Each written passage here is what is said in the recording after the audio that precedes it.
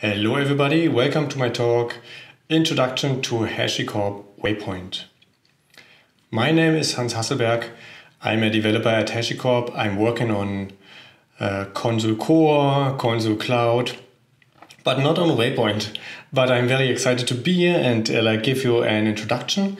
And if you are interested in more in-depth and more advanced topics, you should definitely check out the talks from my colleagues Ray and Jamie, who are actual Waypoint developers. Yeah, as I said, my name is Hans Hasselberg. You can reach me on twitter.com/Hans Hasselberg with any questions you have, like regarding Consul, HCP Consul, but also Waypoint if you want. I'm happy to help you out and find the experts you need. As you can see, the picture is from me. I'm also a beekeeper. This is what I'm doing in my spare time.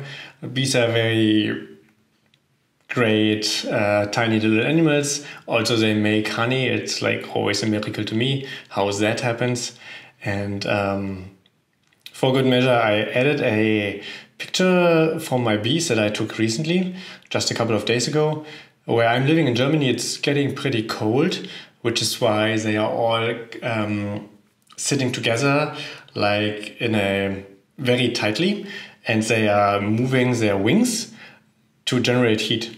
And like bicycle racers, they are also switching positions. So they are moving from the outside to the inside and back to the outside, so that everybody gets to generate heat and serves, so that everybody can serve the community basically.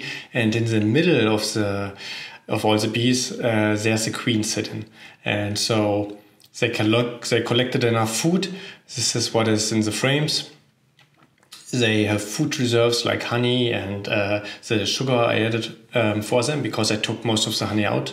And now they are just sitting there the whole winter, generating heat and hoping they survive, which is what I'm hoping as well. And I took a look recently just to see if they are still there, like if I need to do anything. Like honestly, there's very little you can do in winter because they hate winter and they won't come out and they feel like you don't want to disturb them too much during that time. Anyways, let's continue with the talk. Basically hit me up with beekeeper questions as well if you want. I'm not an expert beekeeper, but anyways, happy to talk about that. So Waypoint. Let's start with the motivation. I'm trying to explain to you why. I mean, basically when I was told hey, we're adding 2 new products, which is Waypoint and Boundary. It's I was yeah, why do we need 2 new products, right? We already have Consul, Nomad, Vagrant, Packer, Vault, Terraform. Do we need any more? Can we even develop so many tools? But this is what you get when you have a company or founders who are very interested in or very passionate for developer workflows and want to make sure and want to improve these workflows. And the great thing is we get to see lots of different workflows and we are kind of exposed to all kinds of different stuff people are doing. So we get to see a wide range. And it helps us see patterns, and it helps us to get an idea of where's the most room for improvement.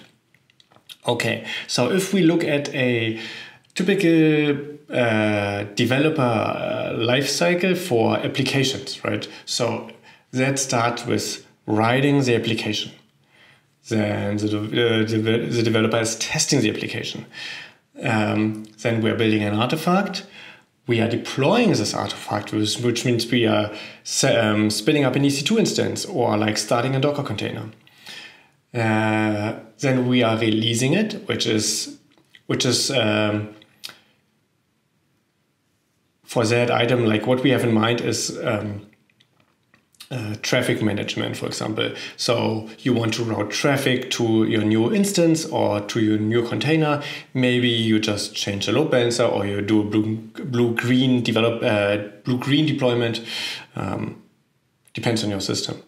Then we are operating it, and operating really means managing the whole platform with all the different aspects. Like that includes tools like Terraform, Nomad, AWS, etc. And then at the end we have measure. So every developer wants, like, we want to know what our application is doing. Is it doing anything at all? Is it working? Is it doing what we think it is doing, etc. So, and now we are going to have a look at each of these items and see what they really mean and see where there could be room for improvement.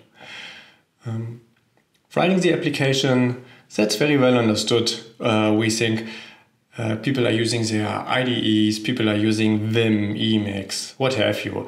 And hopefully everybody is feeling comfortable with their choice, feeling free to like pick another choice, pick anything else.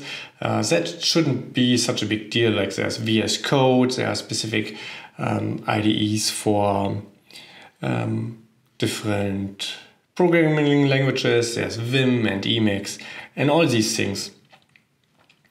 Testing is also pretty well understood. We think like most people test locally, then they are committing their code in some code control version system like Git, and they are sending it to GitHub. And on GitHub then like that triggers a build in Circle CI, for example, which is like testing your stuff remotely, so that you can be confident it doesn't only work on your machine. So that part is also pretty fine. We think like there's lots of tooling already in that space and it works generally very well. Now I'm going to jump over like the 3 build, deploy and release items, and we'll have a look at operate first.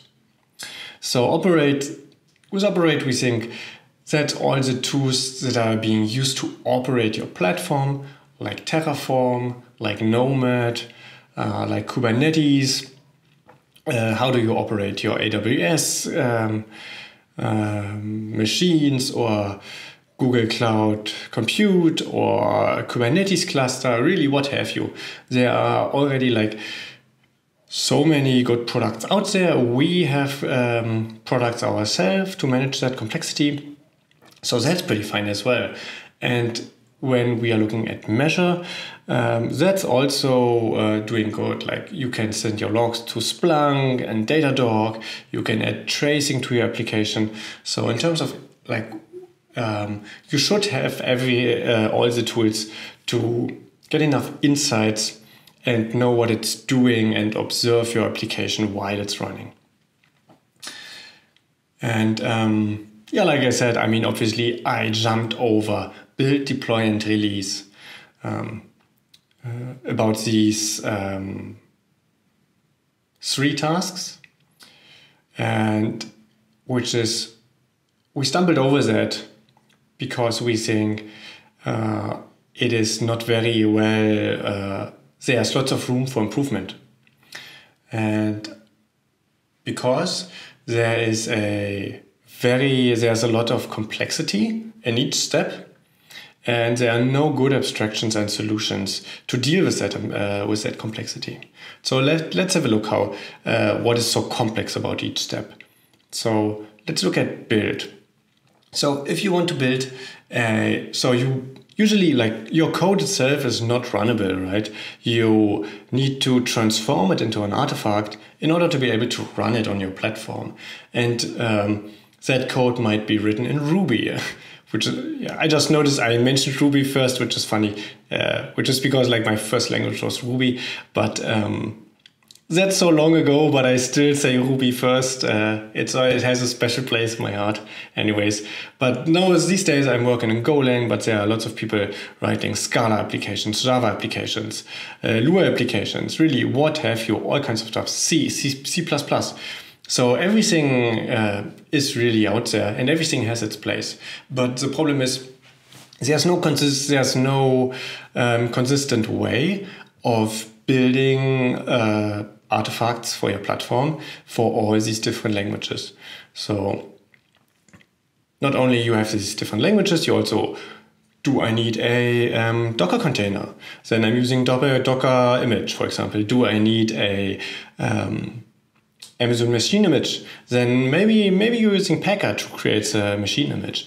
Or maybe you need something else, like just an executable. Maybe for Golang, then you are using Go build. So you have complexity in terms of like the programming language and the platform you're using, and then you have also complexity in the tools. Like it's not like you can build everything with the same tools, right? Depending on your language and your platform choice, you also have to pick another tool. And the very same thing basically applies to deploy as well. So depending on what you deploy, for example, an image to Kubernetes, like a Docker image to Kubernetes, you're spinning up a pod, or the same application you want to run on EC2, right? Then you suddenly need another tooling. There's no tooling to provide you an abstraction for these kind of tasks. So we can see there are the complexity is like almost like in two ways. It's in terms of like the different platforms, tooling, languages, etc. And then in terms of the tooling, like what are the tools you can use for each step. And the same applies to release. Like releasing could mean that you are just adding an instance to a load balancer. Releasing could mean that you are writing Consul rules for traffic management, or releasing could mean that you are deploying on Mesosphere or what have you, or make a blue-green deployment. Yeah, so that's obviously, all of that is very complicated, and there is no good way to unify that process, and which is where we think is huge potential. So what we envisioned, what would be the ideal thing to have, that would be you have your source code in your repository, and then next to your source code, we have a manifest file, and that typically lives like right next to your source code in your repository. And this manifest will declaratively specify like what you want to do. How should the artifact be built? How should it be deployed? How should it be released? And this is the idea of Waypoint, what Waypoint is trying to achieve. We want to provide an abstraction on top of all the different ways to build artifacts, on top of all the different runtimes and ways of releasing your application. Okay. And all of that, like all of our dreams and all of our hope basically, and what we are trying to improve is represented by this one command, Waypoint Up.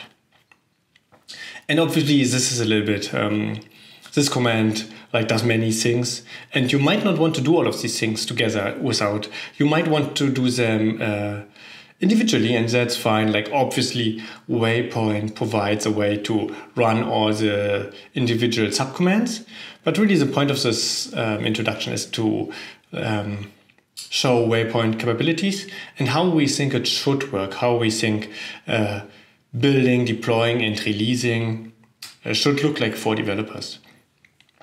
So Waypoint Up is a command to run in your repository.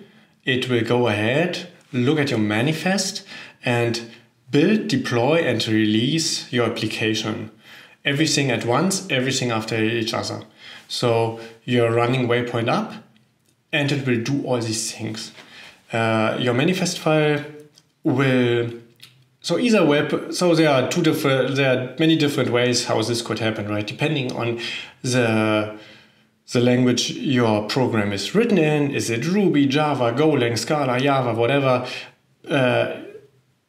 And what your build artifact will look like. Waypoint will generate these things either from your configuration, or like it will implicitly find out it's a Ruby application or it's a Golang application or what have you. And then it will go ahead and deploy this artifact wherever you need it to, right? It will deploy it to your local Docker instance. If you want to see how it works locally, it will deploy it to your Kubernetes cluster in production or spins up an EC2 instance, whatever you want. And finally, it will release it. It will release the application by routing traffic through a load balancer or setting up Consul to shift traffic from the existing endpoints to the newly and freshly deployed endpoints. So Waypoint is a unified tool for building, deploying, and releasing your application.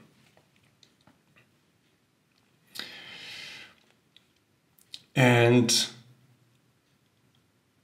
with that, I want to show the principles that have guided the development of Waypoint and the things that have been very important to us, while we were thinking about it, while we were developing it. And these are the principles that Waypoint is built upon. So first, it is extensible. Like I said, we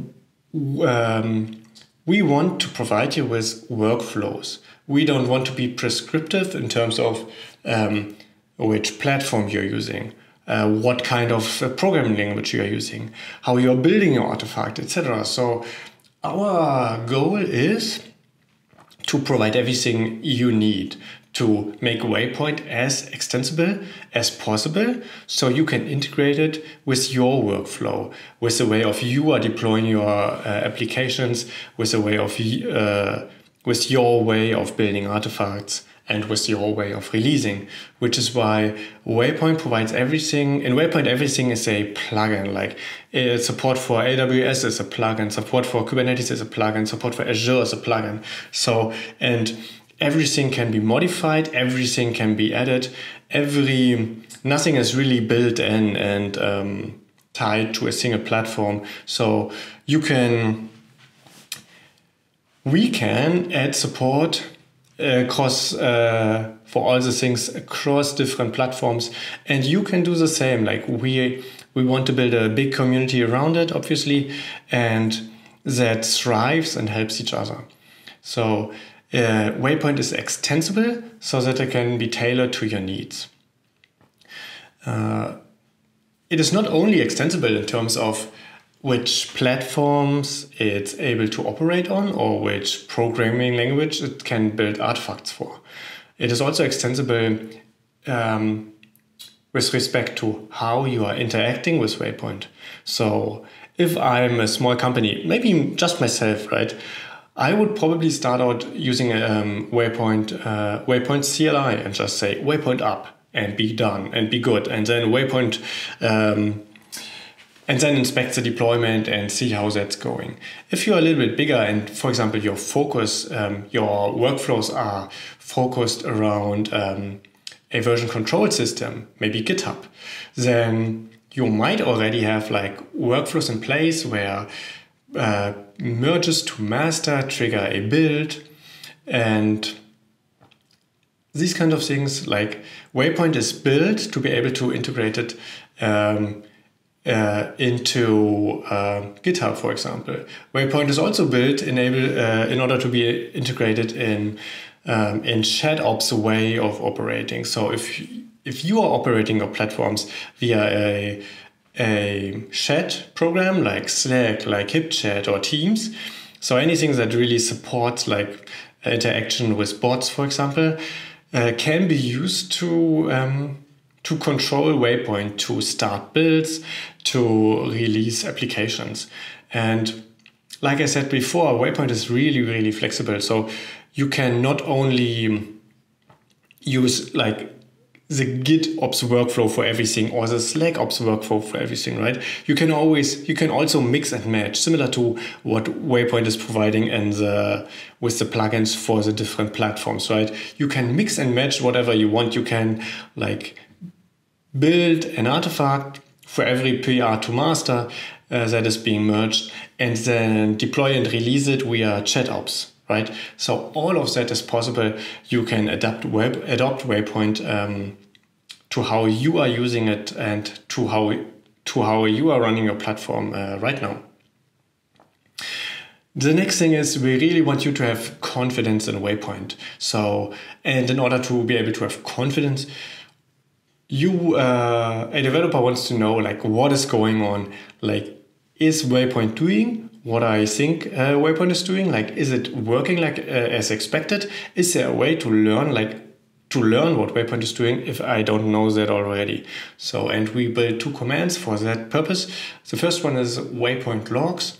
Waypoint logs will always show you the standard out of your application at every stage of what Waypoint is doing. So if you are building an artifact, it will show the build output. If you are deploying your build artifact, it will show the deployment output. If you are releasing it, it will show the release, and afterwards it will show the standard out of your application. And one thing that's great about that, it is we enable developers to use the same workflow independent of the platform, independent of everything that's underneath Waypoint. Like no matter if it's AWS EC2, ECS, Kubernetes, Google Cloud, Azure, you can always rely on Waypoint logs to show you the logs of your applications. And Waypoint log will never replace your log system, your log aggregation, because it's not meant to store logs for ages, not meant to be able to filter them or sort through them, etc. But you can always rely on that to have a look. What is your application doing? Is everything working as expected? Similarly, we built, with similar concepts in mind, we built Waypoint exec, and we are aware that it's not generally best practice to be able to exec in the context. So exec will take you into the context, will provide you a shell in the context your application is running. And we know that's not generally what you want to be able to do. Typically, you don't want to do that. You want to have automation in place that fixes your application if need be, etc., etc. But in the beginning, when you're debugging, when you are trying to figure out how stuff is working, if stuff is working, what's going wrong, Waypoint exec will be there to help you. And similar to Waypoint logs, it will always be available no matter what platform you're using, no matter what system you're using. So it will always be there and help you run your system. So Waypoint provides an abstraction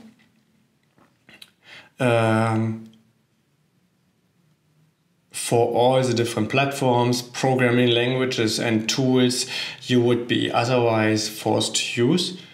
It works with your infrastructure, so that's really important for us. Waypoint itself is not infrastructure. Like, we don't provide you with a runtime. It's just Waypoint, right? That helps you build, deploy, and release your application. It works with your preferred way of interacting with it. GitOps, SlackOps, CLI. We also have a UI, obviously. You can choose and mix and match whatever is best for you. We are trying to establish confidence by showing you and providing you with tools to look into every aspect of what Waypoint is doing, and at every stage being able to tell exactly what's going on. So Waypoint focuses on build, deploy, and release, and how to make that simple for you as a developer. Okay, let's have a look at an example. And I pulled this example right away from our example. We have an example repository with many examples, and you can just go to waypointproject.io and have a look at the examples. I will show that later on. You don't have to write it down. Anyways, this is a Golang example, and an example, a Waypoint manifest for a Golang application. And as you can see, it's I'm defining the build and deploy phases. And I'm just saying use pack and use Docker and use pack. Basically means figure out what it is and do the right thing. and I'm deploying to my local Docker. You can have different Waypoint contexts. You can first deploy to Docker if you want, and then see if everything is working, and afterwards deploy application into your production system. Anyways, this one is for my local Docker, and this is the application I'm deploying. It is a very simple Golang app. It doesn't do a lot. It just it serves files, and that's all there is to it. The first thing I'm doing in my example repository is I'm running Waypoint init, and that will register the project with the Waypoint server that I started before, and it will also check the manifest if everything is fine, if there are mistakes or errors. So apparently there are no errors, and Waypoint is letting me know that I should run Waypoint Up to deploy my project. So I'm doing that. This is the end of the output of Waypoint Up. There's lots of output before about building my artifact, but in this case everything worked fine. I deployed my application, which means I started a container. I didn't specify a release for this one because it's just running as a container now, and there's no need to specifically route traffic to it or anything on my local machine. And not only do I get this output, I also get a deployment URL, which is something auto-generated that I can go to and something you can share. It's an URL to your deployment, and you can look at all the details. Yeah, and that's it. I hope you have a good understanding now what Waypoint is and what it does. Make sure to check out the talks from my colleagues, from the actual Waypoint developers, Ray and Jamie, later on. And feel free to go to our website, waypointproject.io, which has all the details, has many tutorials like how to use Waypoint, an overview about the architecture, etc. Thanks everybody for listening to my talk. I hope you have a great event, and goodbye.